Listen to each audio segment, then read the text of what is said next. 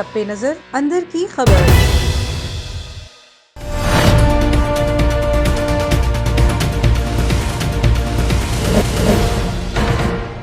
بسم اللہ الرحمن الرحیم، السلام علیکم۔ A1 ٹی وی کی ہیڈ لائنز کے ساتھ میں ہوں قانتہ امتیاز۔ نظر ڈالتے ہیں ہیڈ لائنز پر۔ معروف عالم دین مولانا طالب جوہری 81 برس کی عمر میں انتقال کر گئے۔ نماز جنازہ ظہرین کے بعد انشولی میں ادا کی جائے گی۔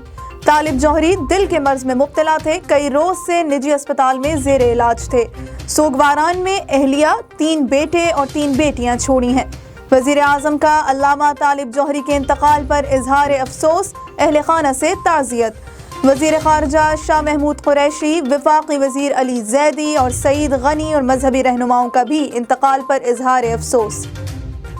ٹیکنالوجی سے کرونا وبا زدہ علاقوں کی نشاندہی ہوگی۔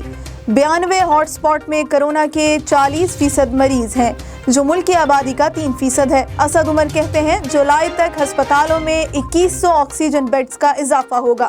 اسمارٹ لاک ڈاؤن سے وبا کو روکنے میں مدد ملے گی۔ SOP پر عمل درآمد ضروری ہے۔ اسد عمر کی سربراہی میں ٹیم کا مختلف اسپتالوں کا دورہ۔ MNA عالمگیر خان کا کرونا ٹیسٹ مثبت آ گیا، اسلام آباد میں خود کو کوارنٹائن کر لیا۔ جہلم میں وفاقی وزیر فواد چودھری کی جانب سے پاسپورٹ آفس اور مانومنٹ کا افتتاح۔ کرونا SOPs کی دھجیاں بکھیر دی گئیں۔ تقریبات میں سینکڑوں افراد کی شرکت، سماجی فاصلے کو یکسر نظر انداز کیا گیا۔ متحدہ عرب امارات میں لاک ڈاؤن میں مزید نرمی، رہائشی ویزا رکھنے والوں کو آج سے داخلے کی اجازت، غیر ملکی 7 جولائی سے داخل ہو سکیں گے۔ امارات کے شہریوں کو کل سے ملک سے باہر سفر کرنے کی اجازت مل گئی ہے۔ ایئرپورٹس پر کرونا ٹیسٹ رپورٹ پیش کرنا لازمی قرار دے دیا گیا۔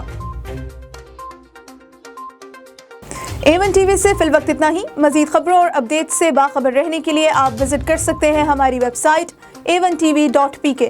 آپ ہمیں YouTube اور Facebook پر بھی فالو کر سکتے ہیں۔